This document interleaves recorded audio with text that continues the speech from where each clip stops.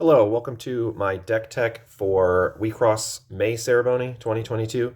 I opted to go with a Wolf center build. Wolf has a lot more consistency and general flexibility, I think, over Lion. So even though I'm a huge Carjacki fan in general, I've fully made the switch to Wolf, and overall it has done pretty well for me. I went 5-2 in the ceremony. I got 24th place overall, so pretty happy with how that went. I was actually in a position to make top 8 with this build. Unfortunately, I lost my final game in that it was a carjacking mirror against a lion. So, yeah, otherwise, pretty happy with how the deck performed overall. The other loss I had, which was in the first round, it was a pretty brutal series of RNG that all kind of felt like they fell the wrong way. So, outside of it, I'm not sure what the numbers were, but it felt like a statistical anomaly with how poorly things went in terms of my life bursts and everything like that. But it was a game I lost, but I still was in a position to potentially win that, even despite all those. So it's a pretty resilient deck overall. It does a lot of really nice things. So we'll start with the deck tech, and then we'll kind of go through my feelings about how the matches went at the end of the video. But I figure you're here for the deck tech, so we'll start with that. So obviously, VJ Wolf is the centerpiece. It leverages, this deck is designed to leverage both of her abilities, the first of which being to add 5,000 power when she enters, which we'll get into how that works with the deck later on. Of course, her ability to enter charge by downing herself is also a huge pillar of the deck. It basically allows me to fuel all of my fancy effects that I have. Carjacki decks, especially Lion and Love at Center, tend to have a problem with enter, but Wolf decks do not, and it turns on a lot of really interesting things that most Carjacki decks just don't have access to. So, for the assists, MC Lion, Dig, and Disrespect are two of probably the best assists in the game right now for this specific build. Dig especially allows me to get away with having a much higher curve. You'll notice that I actually only have 12 level 1s in the deck, which is a very low number. But with MC Lion Dig, able to slow out those earlier turns, are able to, I guess, filter out, not slow out. Allows me to keep, potentially worse hands if I don't have an option. I've started a game with 0 level 1s before, and thanks to MC Lion Dig and, the drawing for turn, you can fill out your hand that way and still potentially recover from a potentially bad start. And again, it allows you to push the curve higher, which helps make sure you hit your punchlines, which is extremely important in the deck. And Disrespect is just one of the best assists in the game right now. I mean, the ability, you can pretty much wall off your opponent's entire board of Signies. Even if your board is completely open, you can still potentially take 0 damage on the turn with just MC Lion Disrespect and like a guard. So it's just very useful to have. The Love assists are pretty much standard. Scratch is just a good vanish effect.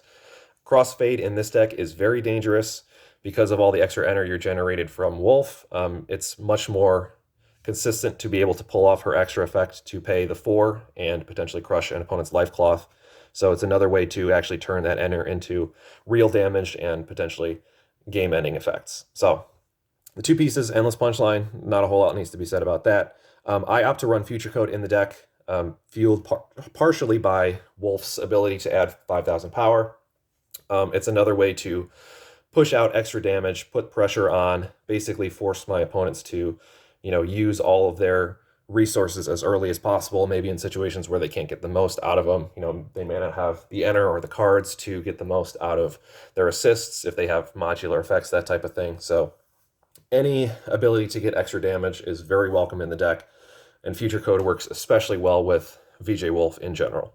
So that's the Elrig deck. For the main deck, I opt to run 4 copies of PRJ. In my opinion, it's a standard. If you're running Carjacki in any meaningful way, you should just be running PRJs.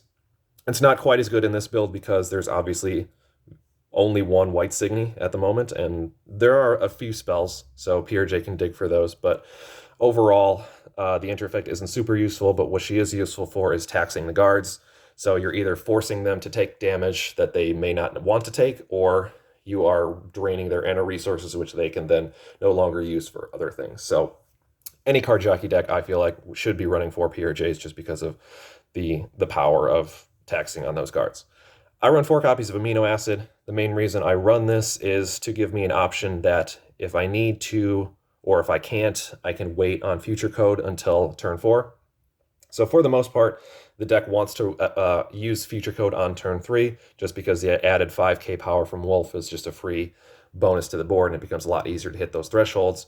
But you can't always do that, and having amino acid in my back pocket allows me to wait a turn, because she provides a 5,000 power boost to everybody. Amino acid also is a good tech card against diagram builds, which diagram is a very tough matchup for the deck. So having a card that's both a tech matchup card and also potentially fuels what the deck is trying to do anyway, and provides some redundancy for Wolf's effect. This is a good card to have overall. So I run 3 copies of Gauche.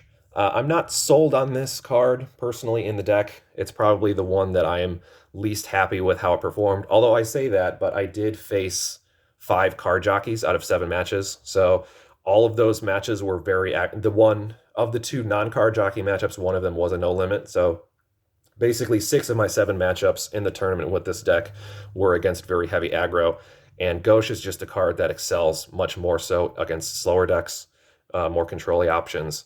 Obviously, the dream benefit is to, if you have Gauche, if she gets vanished, she can flip in to something else. And I've had it before, not in the tournament, but in other matchups where I had Gauche on the field, she got vanished and then turned into PRJ, which is just hilarious. It's just one of the funniest things that I think can happen. Gauche, I feel like in Card Jockey is a card that's very theoretically good, because you're doing a lot of filtering and keeping the 3s in there anyway. In practice, I've been less impressed with it. But she does also have a very good and useful life burst to vanish any Signy power 7k or more, which is another thing that it's another way to clear lanes potentially and kind of get your way in that way. The fact that it's not restricted to up to Signy, you can vanish down ones too, is very relevant as well. So that's very good. I also run 1 copy of Arcwin. I would say in a perfect world, I'd probably run 2 and 2 of these. I only have 1 Arcwin, so I only run the 1. But I think for both of these serve a similar purpose in just being big defensive Signy, either through shadow or through, potentially the ability to replace itself. And they have pretty good life bursts as well. So these 2 are interchangeable in my opinion. I probably would run 2 and 2 if I had them, but unfortunately I don't. So level 2s are pretty straightforward for Lancelots. I feel like not a lot needs to be said about that. I also run 4 copies of Kiyosumi. Her enter effect to rearrange the Signy is sometimes really important, but for the most part, it's not super impactful. The main reason I run her is to be a 12k body on a level 2. The 12k helps to hit Future Code more reliably. She does have a life burst effect as well, so she's kind of similar to like a 10k vanilla life burst, except she actually goes up to 12, which is good because it potentially acts as a card that is very difficult to remove on turn 2. Like you can just put Kiyosumi in the middle and have her sit there and basically endure a turn, and then that's 1 card you're saving for the future that you don't have to play another card to fill the board. And then she also potentially fuels, like I said, the Future Code, and then she turns into damage and all that kind of good stuff. So it's just a generally good card for builds that care about power, I feel like, which this is definitely one of them. For the level 1s, as I said, there's only 12 of them. Servants are pretty self-explanatory. We don't need to talk about those. I run Pandata. I am a fan of the dual color level 1s in Card Jockey in particular. MC Lion Dig has weird restrictions where in this build, she has to grab a green to match the center and then either a red or a white to match an assist. You can grab 2 Pandatas with this because she's both a red and a green. So like I said, I'm a fan of dual colors in Card Jockey in general. The fact that this is also a 5k body is potentially surprisingly relevant, because what you can potentially do is when you go to level 3, you get 5k. You can play an amino acid, get another 5k, and now all of a sudden Pandata is 15 and you can Future Code. So you can be in a situation where you can have amino acid, 2 pandas, and now you've got 2 15s and a 12, or actually she would be a 17 on the level 3 turn, and you can Future Code and do all kinds of stuff that way. So having a 5k level 1 is really good to potentially fuel that Future Code option. Plus, again, generally a very good card. Possibly the all-star of the deck, though, has been Parajulis. The fact that she has an attack trigger to vanish something 8k or less, kind of like a better Lancelot almost, which is weird to say, because she hits a higher threshold. She does it on attack phase, so she can potentially do it multiple turns if she sticks around. The only downside is, of course, you have to have Enter charged first in order to turn it on, but Wolf can do that basically on command, so it's less of an issue. Plus, a lot of times I'm just sort of doing it ancillary, and You could just get benefit out of that way. Also, the fact that she is removal on a level 1 body is very uncommon. So you can be basically put shields up with level 3's Big Signy, and then you can have a level 1, and you can still use this level 1 as removal and not have to use, Lancelots and potentially trash them and that kind of thing. So Parajulis is a killer card in any green deck that's doing a lot of energy charging, and this one is no exception. So moving on to spells, since we're talking about Parajulis, I'm just going to talk about Heterophony. I use Heterophony partially to fuel Parajulis, because this is a way that I can actually activate Parajulis on turn 2, which I otherwise cannot do in this build. Another reason why I run Heterophony, this build of VJ Wolf is kind of like it's almost like a self-mill build. So the theory of the deck is to enter charge a bunch, get as many cards out of the deck as possible, and then start digging. Because a lot of times, if you're doing early digs, that kind of thing, if you're digging on turn, sometimes you need to dig on turn 1 and 2, and that's just, you just have to deal with that. But if you can't, or if you don't need to dig before turn 3, then I basically hold off. And then the theory being I can enter charge with Wolf to remove 2 cards out of the deck. I can use Heterophony to remove 3 more cards out of the deck and also get, enter positive, that kind of thing. Basically to the point where once I start doing my digging, if there's only like 10 cards in the deck, now it becomes a lot easier to actually pull all those cards out, all those dead cards out for the punchline. It makes the punchline a lot more consistent with all the energy charging this deck is doing, because Amino Acid's also an energy charge effect. Kiyosumi's also an energy charge. On Life Burst, both of those will energy charge. So there's a lot of ways to pull cards out of the deck, with this being another really good one. It's weird, like you think of this as just being +1 enter, but in this deck, the fact that it also pulls 3 cards out to make your punchlines more consistent, make it easier to actually dig into basically your perfect deck, it's a huge benefit. So obviously, again, 4 copies of Good Dig. Wolf has a problem of running out of steam late. So having the ability to have good digs to refill your hand back up. The problem in other builds of Card Jockey is a lot of times you just don't have the enter to cast more than maybe 1 or 2 good digs per game. But with Wolf fueling your enter, and again with Heterophony and all the other enter effects, it's not uncommon for me to be able to dig 3, or I don't think I've dug 4 times in a game before, but the ability to use all the good digs that are in your hand because you have all of this enter coming your way is a huge benefit, and I think it's one of the reasons. It's not like an obvious benefit, but I think the consistency of the enter and the good dig makes this build very good. And then I use 2 copies of Eternal Influence basically as an emergency removal button.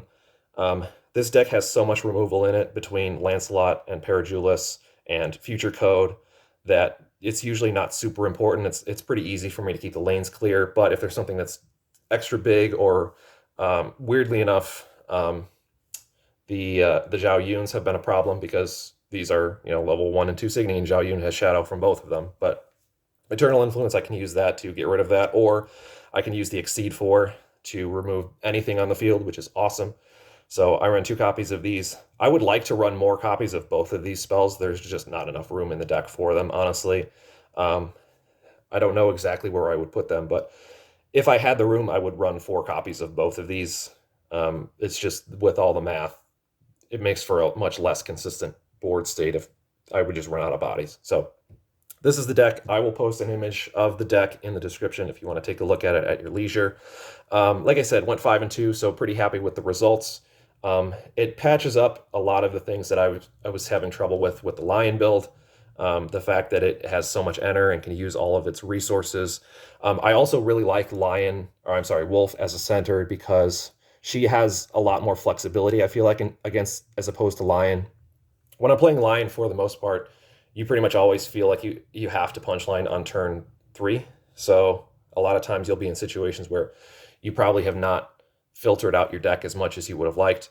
With Wolf, you can basically punchline whenever you feel like it's appropriate. The fact that she can punchline and use her once per game ability on the same turn is really nice. You can hold off on that if you need to. I don't know. Overall, I've had a lot more pleasant gameplay experiences playing Wolf. There were games when I was playing with Lion that you get down and you just feel like it's a downward spiral and there's no way to get out of it. But even with Wolf, I've had situations like that, but I felt like I was able to kind of claw myself out of it because of her enter charge options. And The other thing that's really nice about Wolf in particular is you actually gain access to the MC Line assists. So MC Line's 2 assists are so good. Wolf's assists are, they're only okay. So the fact that you can have access to the line assists is huge, and it's also one of the reasons why I prefer to run Wolf Center. So that's the deck. Talking about the tournament, like I said, I went 5-2. I played against 5 card jockeys. I went 4-1 against them. So the one matchup I lost was my final round against an MC Lion. The other 3 of them were Lions. I actually had a Wolf Mirror match. Unfortunately, that's one I did record. I tried to record all of my matches, but unfortunately, because there was something going on with the recording software that I still don't know exactly what it was. So unfortunately, I was only able to record 4 of my 7 matches. One of the matches I was not able to record was the Wolf Mirror match. Unfortunately, that one would have been a really nice one. That was the more traditional Terra Beast build with Buffalo and all that stuff. So it was cool to have, this deck go up against that one and kind of reign supreme, I guess. The other Lion matchups were relatively straightforward for the most part. It just felt like this deck kind of outpaced them a little bit, and also hit some, because the power is a lot higher. Basically, all the level 1s are potentially vulnerable to Lancelot, but nothing else is, like Kyusumi. I guess Lancelot is as well. So I don't know. It felt more consistent and more threatening than some of the other Lion builds. The fact that I can basically go all in. On turn 3, I can basically turn Wolf into this enter cannon, fuel all these crazy abilities, dig all my way down, refill my hand, vanish stuff. It has a lot of flexibility in terms of really hitting the gas that Lion does not. So it plays this weird hybrid of, it wants to go slow. Like this deck definitely prefers to punchline on turn 4, just because you try to thin out the deck as much as possible and that sort of thing. But if it needs to, it absolutely can hit the gas and punchline on turn 3 and get really aggro. So having that flexibility and that option is really good. My other 2 matchups, I had a no limit matchup that I unfortunately lost. That's one where the RNG was very unkind to me, and there were a lot of situations where I feel like I could have won that match, but these things just happen, and sometimes it's out of your control. And then I also had a matchup against a Tamago Center Uchu, which that was a really grindy. It was a Tamago freeze build. It was cool to see this deck against a much slower deck that also was able to still manage to come out on top. I won that game basically by the skin of my teeth, which that's one I did record. So you'll be able to watch that one in the future. So other than that, that's the deck. Let me know what you think. We will have some videos in the future of 4 of my 7 rounds, so look forward to those if you want to see how the deck plays. I will do my commentary over it as usual to go over what I'm thinking and all that stuff. So thanks for watching, and we'll see you in the next one.